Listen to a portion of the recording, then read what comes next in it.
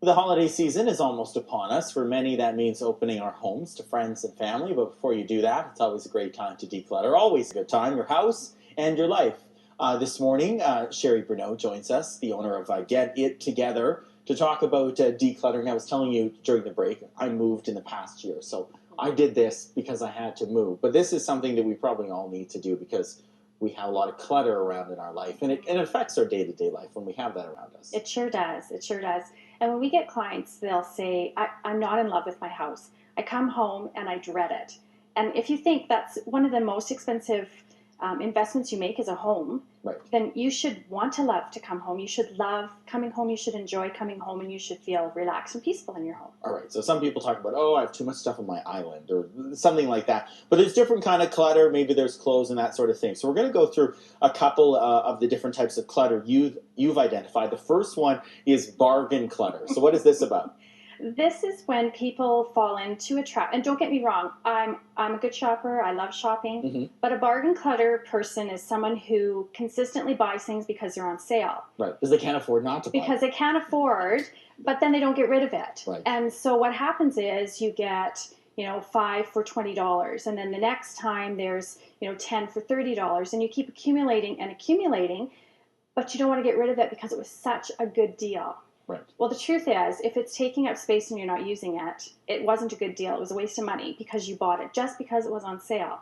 So if you know that's a trigger, if you know that's something you always do, then when you go shopping, you can subconsciously in your mind say, I got to stay away from that. If I don't need it, then I shouldn't be buying it. Good tip. Okay, nostalgia clutter is the next. This is a tricky one because it involves things that maybe have been handed down to you or you've kept from your past. So we have seen so many homes filled with VHS tapes. Well, not very many people have a VHS machine anymore. And if they do, it's going to be difficult to watch those. And so there are different ways to get rid of VHSs. You can have them transposed into DVDs. Old love letters. People hold on to old love letters, and they're not even married to the person. So in my opinion, they're living in the past. So if you've got boxes and boxes and boxes of that nostalgia clutter, then it's time to go through. It's time to look at your past, acknowledge what happened in the past, but then move forward and live in the now. Right, maybe one container or something really like that, small right? Container. Yeah, really small. One rubber. Shoebox. Okay, conservation clutter. So this again is really typical in a kitchen. So when people have, just in case, I'm gonna have 50 Rubbermaid bins just in case I have company over. Right. And what happens is you're conserving for a maybe.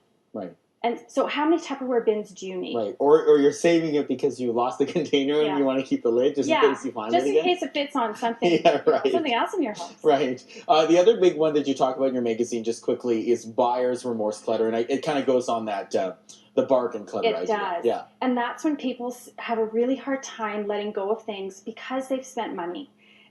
And you have to sort of stop and think, yes, I spent money, I acknowledge it, but if I don't use it, it's been a waste of money. So don't keep something just for the fact because you spent the money on it. Right. If you're not using it, it's time to let it go. Okay, they're all great tips and a great thing to do at this time of year. Sherry, thank you for coming in. If you want some more information, you can go to her website, which is at gityyc.com. You can also get all of these tips in a free magazine, a copy of Brighter Business Empower magazine. That's at brighterbusinessempower.com. There's a shot of the cover. We got a link on our website as well, globalnews.ca/Calgary. Go and declutter. Today would be a good day to do it. Thanks so much for coming in this morning, Sherry. Thanks for having me in. Want the travel card that gives you the best of both worlds? Welcome to the world of yes. Book any travel on your card, then pay for it with points. Yes.